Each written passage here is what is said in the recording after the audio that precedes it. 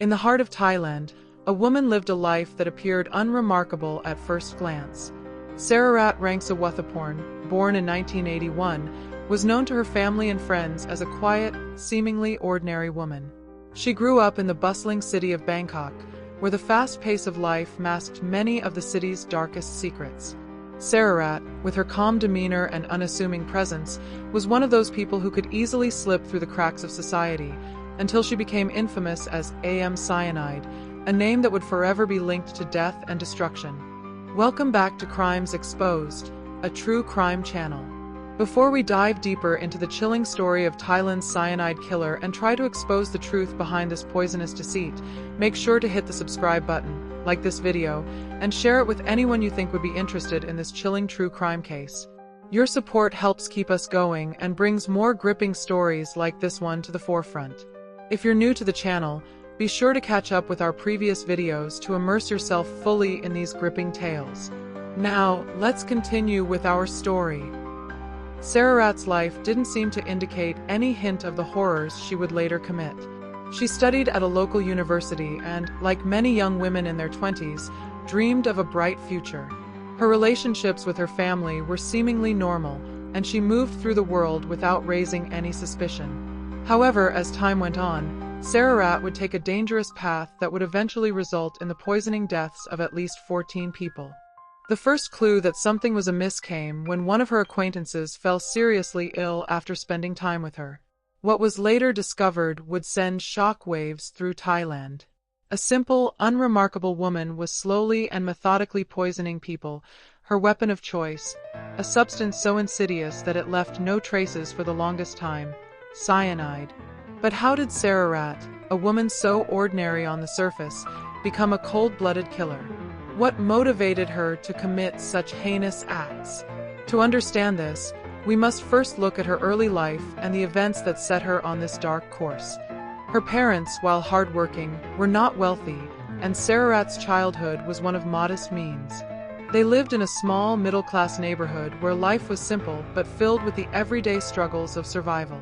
Despite her quiet nature, Sararat was known to be a bright student, excelling in her studies. She had a natural charm that allowed her to make friends easily, but those close to her never saw the coldness behind her eyes. As she transitioned into adulthood, Sararat found herself working in various jobs. She spent years in the hospitality industry, and it was during this time that she met a number of people who would later become victims. Her social circle consisted mostly of those seeking her company, drawn to her sweet smile and engaging personality.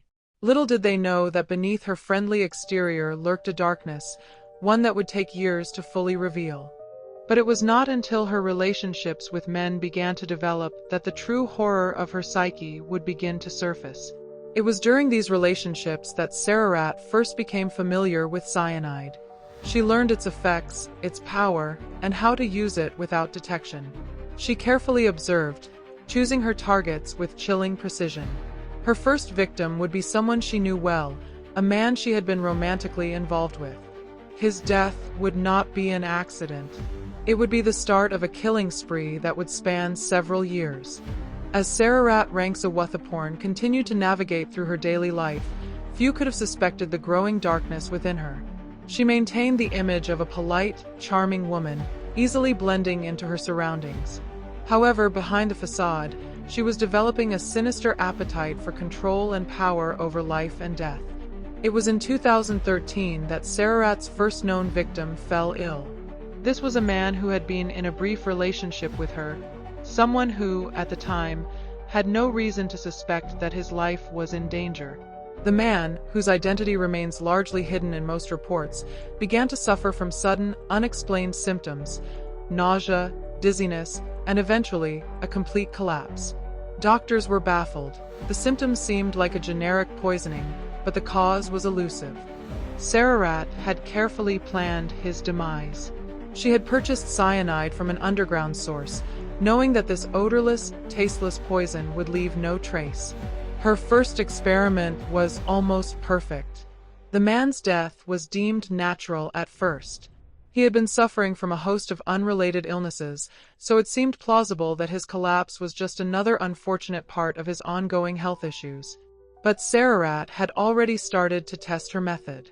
It worked, and her confidence grew. But what truly made Sararat dangerous was her ability to remain under the radar. She carefully selected her victims, people she knew and trusted, people who would never suspect her intentions. Her next few victims were her friends and acquaintances, including a woman who had shared a friendship with Sararat for several years. It was in these intimate settings that Sararat began to master her craft, making her friends and lovers drink or eat meals laced with cyanide without them ever suspecting anything was wrong. Her method was chillingly effective. She would invite her victims over, create an atmosphere of comfort and safety, and then slowly slip the poison into their drinks or food. Cyanide worked quickly, often causing convulsions, nausea, and death within hours. For those who survived the initial symptoms, many still didn't connect the dots. It seemed to them like an unfortunate incident, and Sararat moved on, unscathed. In the beginning, it wasn't about money, nor was it about revenge. It was something darker, the thrill of control, the ability to take life at her whim. Each death fed her sense of power, and as the bodies began to pile up, Sararat's confidence blossomed. She had begun to experiment with her method, increasing the amount of poison each time, ensuring that her victims never stood a chance.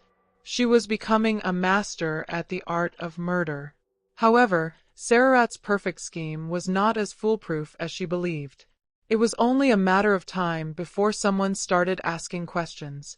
In 2014, a police officer, whose relative had been one of Sararat's victims, began to take a closer look at the strange deaths occurring around her. The officer noticed a pattern. People close to Sararat, people who had shared meals or drinks with her, were suddenly falling ill and dying under mysterious circumstances. The investigation into these deaths started to gather steam. The authorities were unable to pinpoint a clear motive or link between the victims. Sararat's ability to manipulate her image, projecting warmth and charm, made it difficult for the police to see her as a suspect. After all, how could a woman like her be capable of such cold-blooded acts?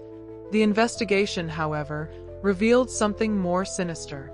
An analysis of the deaths, the common factor of cyanide poisoning, and the connections between the victims slowly pointed toward Sararat as the prime suspect. But it wasn't enough to make an arrest. The police needed more proof that she had administered the poison herself. While they were piecing together the evidence, Sararat continued her deadly game. She remained unfazed by the growing suspicion surrounding her. In fact, she seemed to enjoy the thrill of the chase. Every time a new victim fell, she was careful to cover her tracks. She had perfected her strategy. No witnesses, no signs of forced entry, just the deadly aftermath of cyanide's silent assault. But her mask was beginning to crack. By the time the authorities began to focus on Sararat Rangsiwuthaporn as a suspect, her killing spree had been ongoing for years. As the body count continued to rise, the cracks in her perfect facade grew wider, and investigators were starting to piece together the chilling pattern of her crimes. It wasn't just the deaths that made authorities suspicious, it was the way she conducted herself during the investigation. Sararat remained eerily calm as police questioned her, offering up nothing but polite smiles and well-rehearsed answers. Her ability to deceive, even in the face of mounting evidence, left the police baffled. But they had one thing that could finally bring her down: forensic evidence. It all began with a breakthrough in the case of one of her most recent victims, a woman who had died suddenly after visiting Sararat's home. The woman had complained of feeling ill after having dinner with Sararat, and when she was found dead, an autopsy was conducted. The results were striking: cyanide poisoning. Cyanide had been detected in her system, and this was the smoking gun the police had been waiting for. Investigators began to connect the dots between the victims. They looked at Sararat's history and her interactions with the deceased, focusing particularly on the dates when the deaths occurred. What they found was unsettling. Nearly every victim had been in close contact with Sararat shortly before their deaths. They were all people who had trusted her, who had shared meals, drinks, and good times with her, only to be betrayed by the woman they least expected. By this time, the authorities had already discovered that cyanide was the common thread linking the deaths. But what they hadn't realized was how masterfully Sararat had been using the poison. It wasn't just the method of delivery, slipping it into food and drink, but the timing. She knew exactly when to administer the poison for maximum effect. It was as if she had become an expert in the art of killing with cyanide. As detectives worked tirelessly to gather evidence, a breakthrough came when a series of phone records linked Sararat to some of her victims just before their deaths. The police also managed to obtain surveillance footage from a few of the victims' homes, showing Sararat entering and leaving their properties shortly before their deaths occurred. It was clear that she had been present in their lives right before the poison took its toll. Sararat's calm demeanor remained unwavering. She had already learned how to manipulate people around her, and she had become proficient at evading suspicion. She never acted out of character, never showed any signs of panic or fear, even as the walls closed in. Her ability to stay composed under pressure was one of the things that made her so dangerous. Despite the mounting evidence, the authorities were still facing an uphill battle. Cyanide is a powerful poison that leaves little trace, and Sararat's meticulous planning made it difficult to directly connect her to each individual death. However, one thing they could do was conduct a thorough examination of her personal life, her relationships, her actions, and her finances.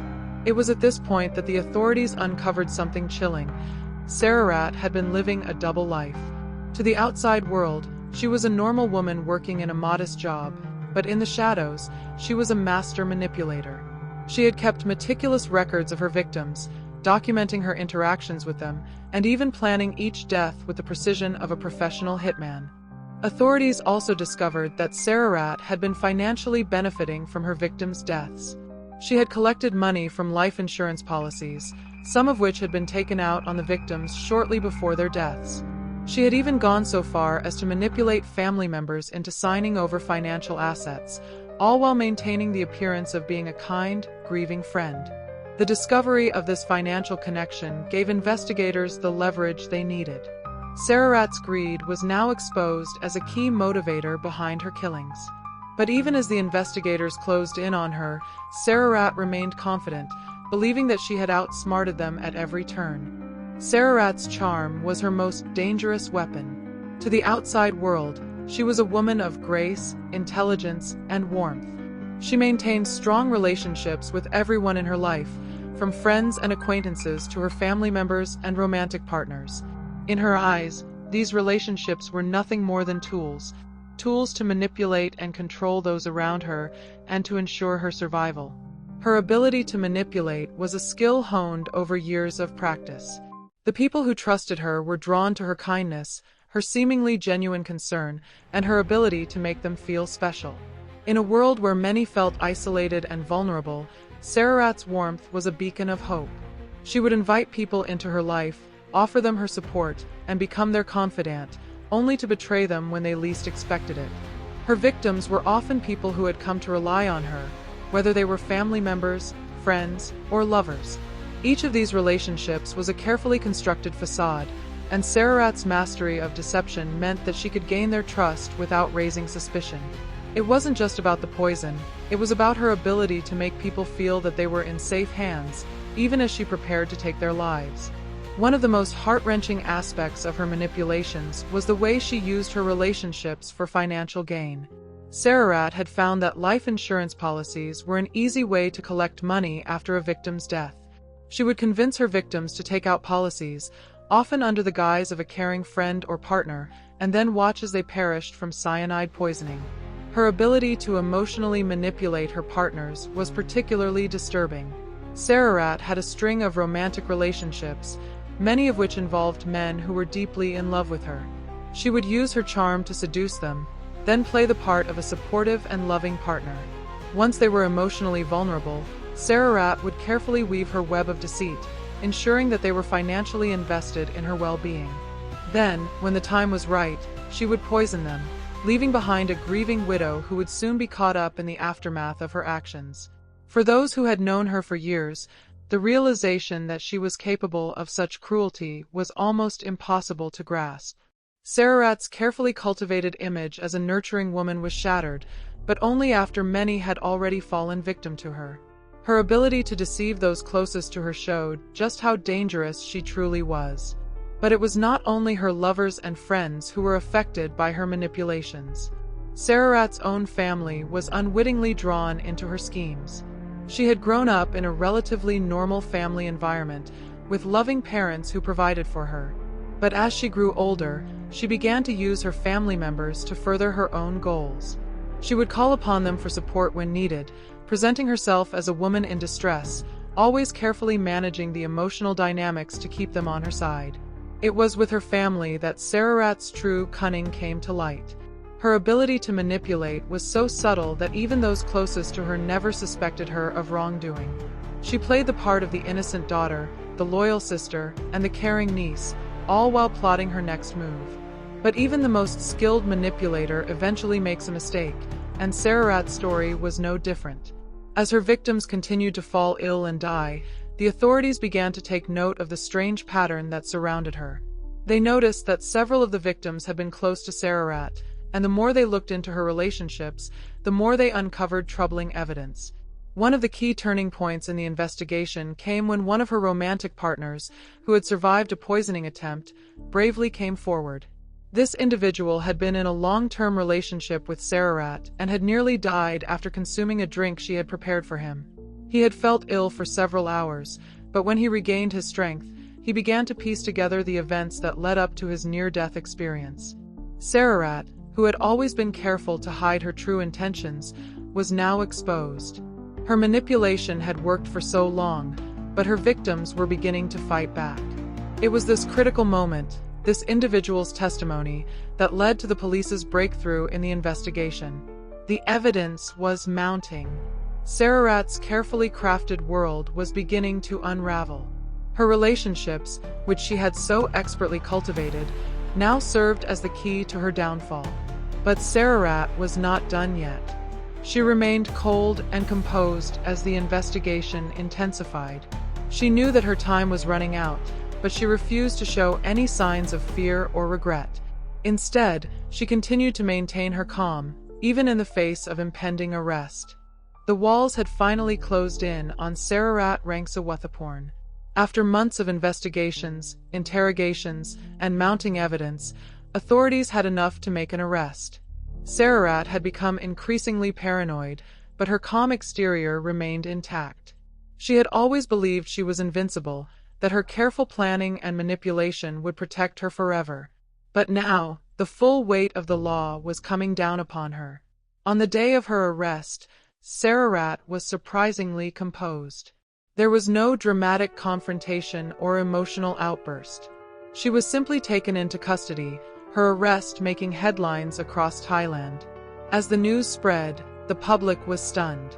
The charming, unassuming woman who had been a trusted friend and lover to so many had been living a secret life as a cold-blooded killer.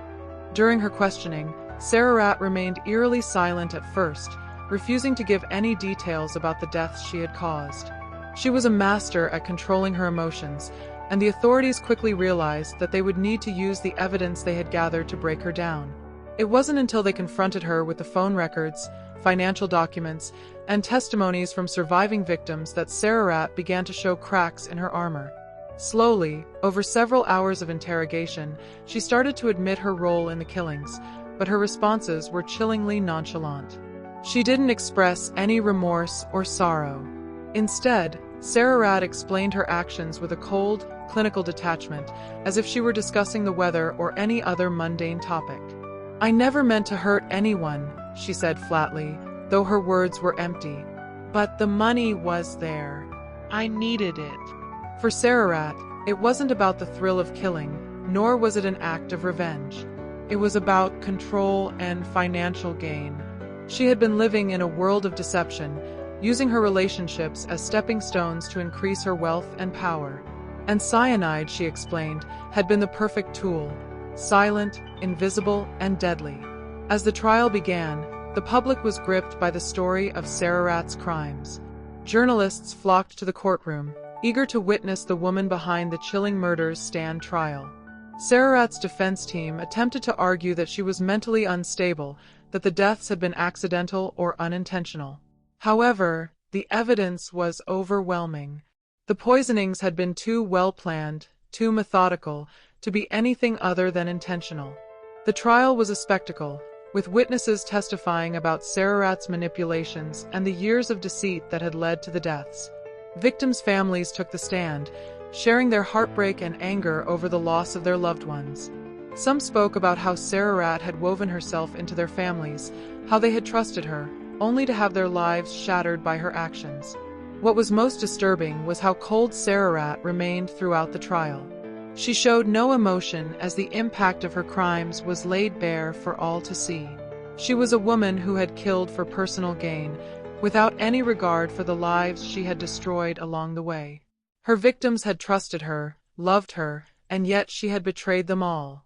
The prosecution painted Sararat as a calculating and manipulative individual who had been using her charm and intelligence to mask her true nature. They argued that she had been living a double life, one where she pretended to be a loving friend, partner, and family member, all while plotting the deaths of those around her. In the end, Sararat was convicted on multiple charges of murder and attempted murder. The court sentenced her to death, and she was sent to prison, where she would await execution. As the verdict was read, the families of her victims let out a collective sigh of relief. Finally, justice had been served. Yet, even as she was led away in handcuffs, Sararat showed no sign of regret. There was no remorse in her eyes, only the same cold, calculating gaze that had marked her throughout the entire ordeal. Sararat Rangsiwuthaporn's arrest and subsequent conviction sent shockwaves through Thailand. The case, dubbed the Cyanide Killer, became a media sensation, with news outlets around the world reporting on the chilling tale of the woman who had deceived so many and taken so many lives with a simple, colorless poison. The people who had once trusted her, loved her, and called her a friend now had to come to terms with the cold truth. Sararat had been a murderer all along. The psychological impact of Sararat's actions was profound. Survivors, family members of the victims, and even people who had known her casually found themselves grappling with the horrifying realization that someone they had trusted could be capable of such cruelty. The stories of her manipulation, charm, and the way she had preyed on the most vulnerable in her life left many reeling. How could she live a double life for so long? How could she look those closest to her in the eye, knowing she was about to take everything from them, including their lives? For the families of her victims, Sararat's conviction brought little comfort. The loss was too deep, too raw to be filled with anything but sorrow. They had lost loved ones in a way that was not just brutal but also incredibly violating. It wasn't just the suddenness of the deaths, it was the betrayal, the idea that someone they had let into their lives was plotting their end from the shadows. Many of her victims had made their last memories with her, sharing a meal, enjoying a drink, unaware that they were walking into a trap. For the families left behind, there was a sense of injustice that could never fully be satisfied. The deaths had not been violent in the traditional sense. There were no guns, no knives, no screaming arguments. There was only a slow, quiet death that came with no warning. And that was perhaps the most horrifying part of Sararat's crime, how she had taken life with such chilling precision, in complete silence, without a single scream of protest. As Sararat sat in her prison cell, awaiting execution, there was a feeling that justice, while served, would never fully heal the wounds she had caused. Her story had captivated a nation, and her crimes were now the subject of documentaries, books, and countless discussions. People were fascinated by her ability to blend in so perfectly with society, to be so deeply involved in the lives of others while hiding her true self. But there was also a larger reflection that came from the case: how easily trust could be manipulated. Sararat's story served as a chilling reminder of how we can be deceived by those closest to us, those we least expect to harm us.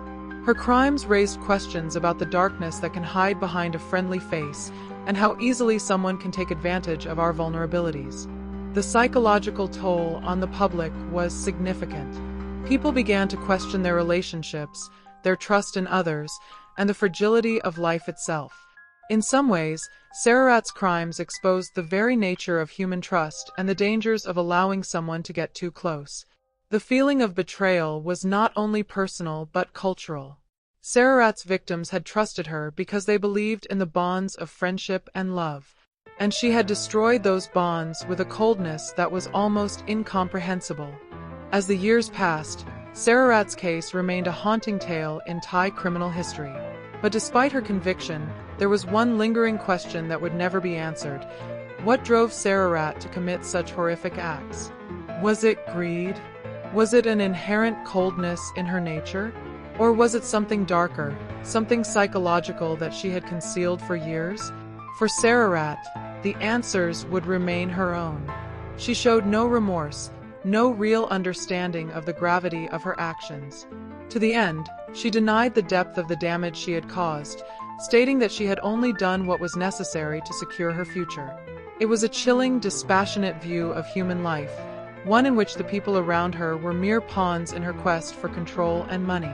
Her story, one of betrayal, manipulation, and cold-blooded murder, would forever haunt those who survived her and those who learned of her crimes.